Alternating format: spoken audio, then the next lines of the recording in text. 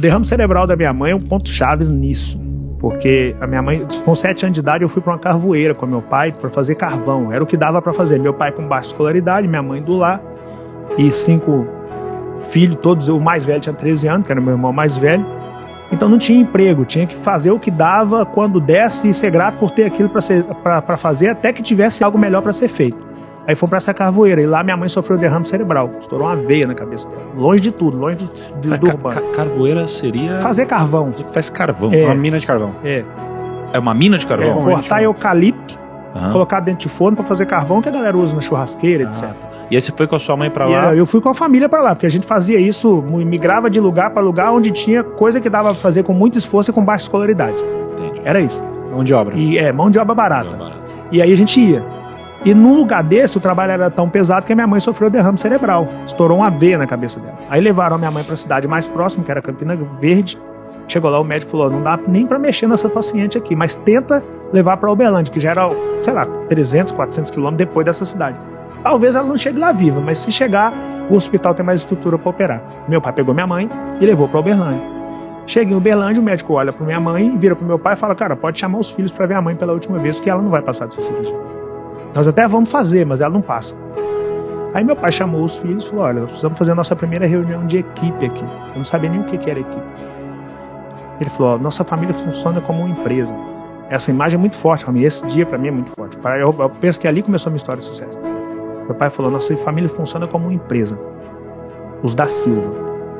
Eu sou o líder dessa empresa, isso meu pai falando. A mãe de vocês é outra líder e vocês são nossos liderados. Segundo a medicina, a mãe de vocês não passa dessa cirurgia. Mas nós conhecemos Deus que nós servimos. Só que se caso ela não passar por vontade de Deus e não segundo a medicina, o líder vai precisar do liderado para suportar esse momento. Eu posso contar com vocês? Nós falamos, pode. No automático, assim, pelo exemplo. Mas sempre foi exemplo de líder, então não tinha essa. Ele perguntava pelo praxe, a gente respondia assim pelo exemplo. E aí meu pai virou pro médico e falou, pode fazer a cirurgia. Eu já conversei com a minha equipe. O médico nem entendeu nada. Olhou para aqueles 5 neguinhos do cabelo amarelo, olhou pro meu pai, não entendeu aquilo de equipe e foi fazer a cirurgia. Aquilo era 1985, nós estamos em 2022 e minha mãe está viva até hoje, 37 anos depois que o médico falou que ela não passaria daquela cirurgia. O que ele não sabia é a força do Deus vivo que a gente serve, quando Deus determina que você passa sim. Então naquele dia ali eu descobri algumas coisas que conduziram o Rick para o lugar que ele está hoje. Eu descobri o termo trabalho em equipe, pensamento empresarial, contar uns com os outros e descobri a força do Deus vivo que sirvo até hoje. Naquele dia o médico dos médicos entrou para fazer aquela cirurgia. Então a partir dali eu descobri que a fé, se de fato aplicada, ela te conduz para o extraordinário. Mas o livro que eu estou aqui hoje lançando meu livro, esse aqui você pode até ler e não praticar, tá tudo certo. As 10 regras básicas de Rick Chester, você pode ler e não praticar. Agora a Bíblia não. Antes não conhecer do que conhecer e agir fora daquele manual ali. Então para mim tem coisas que eu não saio de casa sem. Tem coisa que eu não saio de casa. Eu não saio de casa sem essa caixa de isopor aqui, porque a caixa de isopor para mim é meu alicerce. Dentro da caixa de isopor eu não saio de casa sem esse livro. Não saio, meu manual.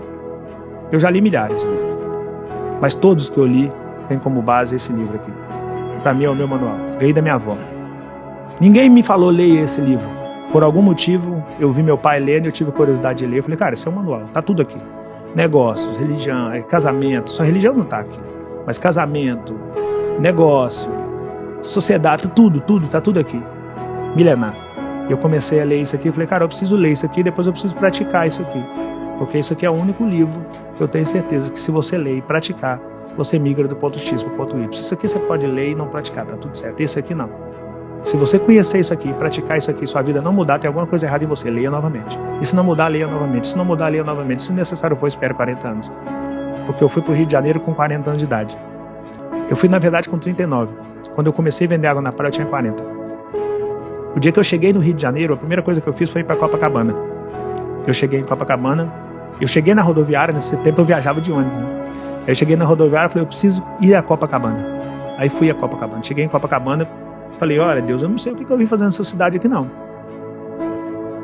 Mas por algum motivo me deu vontade de ver o mar aqui, e eu sempre tive fé que minha promessa vai chegar, então espero que o Senhor me mostre o que eu vim fazer aqui. Eu de fato não sabia o que eu ia fazer no Rio. E aí Depois, e desde 97 eu leio um versículo aqui que é Josué 14, um capítulo, Josué 14, versículo 7. Desde 1997 nós temos um grupo cultural. Depois esse grupo mudou de nome várias vezes. Hoje ele chama Nossa Junina, Grêmio Recreativo, Escola de Tradições Juninas, Nossa Junina, em todo o nosso material, que está público aí para quem quiser ver. Desde que ele foi criado, está lá, Josué 14, Josué 14, Josué 14. E aí um dia eu tô lá em casa, no Rio de Janeiro, e vou ler Josué 14. Tá lá, Josué 14, versículo 7. Tinha eu, a idade de 40 anos, quando Moisés, servo do Senhor, me enviou de Cades Barnea para espiar a terra. E eu lhe relatei o que sentia no coração. Foi exatamente a idade que eu cheguei em Copacabana e relatei a Deus. Eu não sei nem o que eu vim fazer aqui, mas estou aqui. Mas meus irmãos que subiram comigo desesperaram o povo, porém eu perseverei em seguir o Senhor. Versículo 8. Versículo 9. Então Moisés naquele dia jurou dizendo: certamente a terra que puseste seus pés será sua, por herança perpétua, pois perseveraste em seguir o Senhor. E nas areias de Copacabana, onde eu pus o meu pé, aconteceu o episódio que me levou ao vídeo da água, e dali eu ganhei o planeta. A promessa se manifestou em Josué 14, versículo 7, aos 40 anos de idade. A minha história não tem outra explicação a não ser a fé que eu tenho no Deus vivo que eu sirvo e o exemplo que eu tenho de pai. Que tem a mesma fé que eu tenho no Deus vivo que eu sirvo.